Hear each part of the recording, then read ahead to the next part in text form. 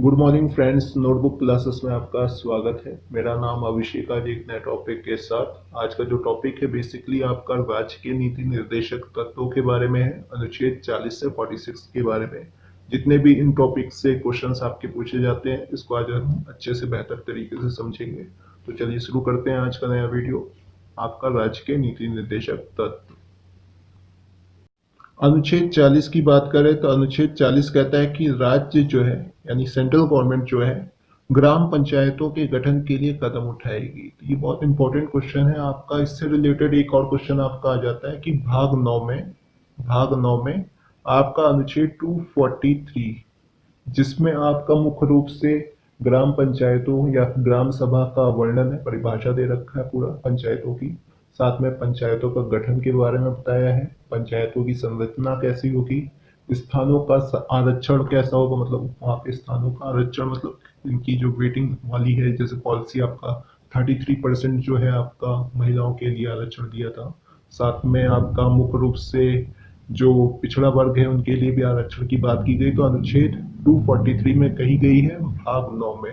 तो ये दोनों क्वेश्चन आपके सेम है, हरदम क्वेश्चंस पूछे जाते हैं अनुच्छेद 40 से, तो आपको ये याद रखना है। और आपका 1993 में, ये भी याद रखिएगा, 1993 में 73वें संविधान संशोधन के अंतर्गत इसको शामिल किया गया था या इसका गठन किया गया था। तो ये क्वेश्चन आपका अनुच्छेद 40, अनुच्छेद 243 भाग 9 और 1993 का 73वां संविधान संशोधन जो है मुख्य रूप से ये ग्राम पंचायतों के गठन से संबंधित है, जो क्वेश्चन आपके बार बार एग्जाम्स में पूछे जाते हैं। अनुच्छेद 41 की बात करें तो यहाँ पे आपको देखना होगा कि राज्य का ये दायित्व है कि या प्रयत्न किया जाए राज्य के द्वारा यानी सेंट्रल गवर्नमेंट या स्टेट गवर्नमेंट के द्वारा कि किसी भी नागरिक यानी भारत के नागरिक को उसकी योग्यता के अनुसार रोजगार मिल सके, शिक्षा पा सके और सार्वजनिक सहायता पा सके। ये राज्य का दायित्व बनता है, मतलब ये डायरेक्शन देता है राज्य का नीति निर्देशक तत्व गवर्नमेंट को कि भारत के किसी भी नागरिक को उसकी योग्यता के अनुसार रोजगार प्राप्त हो, शिक्षा प्राप्त हो और सार्वजनिक सहायता पाने का पूरा हक हो, उसके लिए ये कानून बनाए या व्यवस्था करे भारत में। चलिए अब नेक्स्ट पे चलते हैं हम।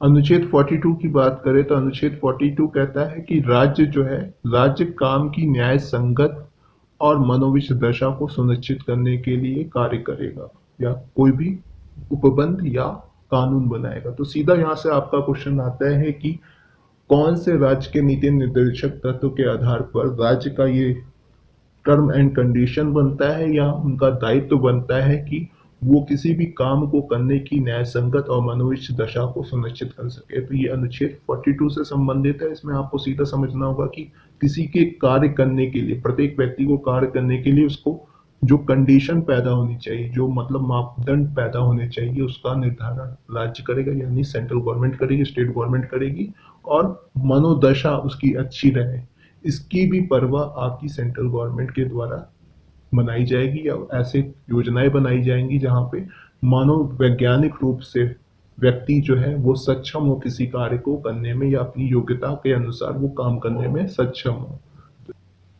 अनुच्छेद 43 की बात करें, वैसे इतना इम्पोर्टेंट लगता नहीं लेकिन बहुत इम्पोर्टेंट ये क्वेश्चन कभी कदार बन जाता है एग्जाम में कि राज्य जो है लोगों को जीवन निर्वाह के लिए यथोचित वेतन का प्रबंध करेगा।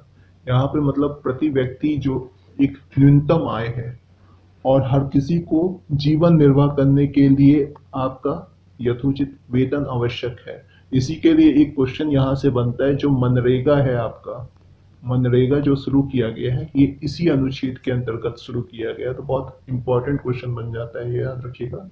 यहाँ पे दूसरा फैक्ट जो है, यहाँ पे सहकारी आधार पर कुटीर उद्योगों को प्रोत्साहन भी देना अनुच्छेद 43 के आधार पे किया जाता है। तो मतलब एक तरह से क्या है कि जीवन निर्वाह के लिए हर किसी को आय उसकी इनकम हो, इसके लिए जो प्रबंध है वो अनुच्छेद 43 के तहत राज्य का करने का ये दायित्व बनता है। तो ये आपका जो क्वेश्चन सीधा बनता है। दूसरा क्वेश्चन आपका आ सकता है कि मनरेगा जो शुरू किया गया था कांग्रेस के शासनकाल में, वो किस अनुच्छेद के तहत शुरू किया गया था? वो इसी अनुच्छेद अनुच्छेद 43 के तहत शुरू किया गया था। तो ये आपका बहुत इंपॉर्टेंट पड़ जाता है, कभी कदार एग्जाम में पूछ लिया जाता है। तो चलिए दूसरा क्वेश्चन देखते हैं हम।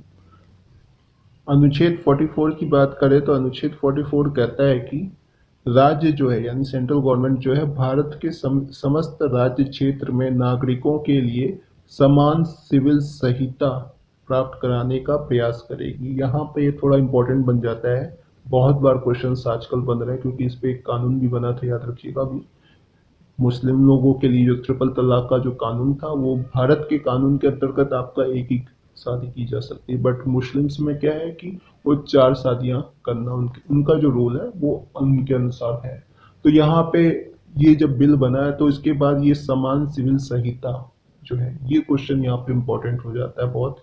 तो ये क्वेश्चन आपका बार बार पूछा जा सकता है कि समान सिविल संहिता मतलब सभी के लिए एक सिविल संहिता मतलब कानून समान रूप से सभी वर्गों के लिए एक जैसा हो, इसको सुनिश्चित करना राज्य का यानी सेंट्रल गवर्नमेंट का दायित्व बन जाता है। तो यहाँ पे ये क्वेश्चन आपका बार बार पूछा जा सकता है कि समान सिविल संहिता लागू करने के लिए भारत सरकार को कौन सा अनुच्छेद के तहत शक्ति प्राप्त है। तो ये अनुच्छेद 44 याद रखिएगा, बहुत इंपॉर्टेंट क्वेश्चन बन जाता है यहाँ से। तो चलिए दूसरा पॉइंट देखते हैं हम। अनुच्छेद 45 की बात करें तो एजुकेशन से संबंधित बहुत इंपॉर्टेंट ये पॉइंट है, ज़्यादातर एग्जाम्स में पूछे जा सकते हैं ये। तो अनुच्छेद 45 कहता है कि राज्य जो है, राज्य का ये दायित्व है कि 6 से 14 वर्ष की आयु तक के बच्चों को निःशुल्क शिक्षा देने का प्रावधान किया जाए। ये अनुच्छेद 45 कहता है। इसको जोड़ा कब गया था? अनुच्छेद अनुच्छेद 45 में 6 से 14 वर्ष के बच्चों को निःशुल्क शिक्षा देने का प्रावधान ये आपका 2000 में जोड़ा गया है। 86वें संविधान संशोधन के अंतर्गत इसको जोड़ा गया है कि 6 से 14 वर्ष की आयु तक के बच्चों को निःशुल्क शिक्षा देने का प्रावधान है। इंपॉर्टेंट इसलिए हो जाता है, याद रखिएगा, क्योंकि अभी नई शिक्षा नीति आई है 2020 की।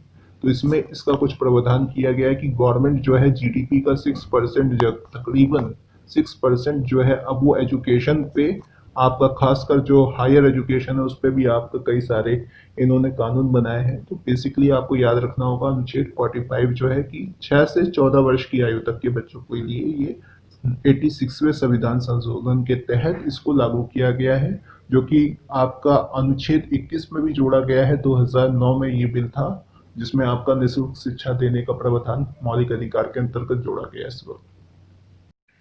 लास्ट है आपका अनुच्छेद 46 की बात की जाए तो अनुच्छेद 46 कहता है कि राज्य जो है यानी सेंट्रल गवर्नमेंट जो है वो निम्न वर्गों तथा अन्य पिछड़े वर्गों के उत्थान के लिए कार्य करेगा और उन्हें शोषण से उनकी रक्षा करेगा। ये आपका अनुच्छेद 46 कहता है कि एक तो निम्न वर्गों को पिछड़ेपन से उनका उत्थान करना है, मतलब उनका सामाजिक आर्थिक आपका आर्थिक रूप से सामाजिक रूप से जितना भी हो सके उनका उत्थान करने के लिए योजनाएं बनानी पड़ेंगी, राज्य का दायित्व है।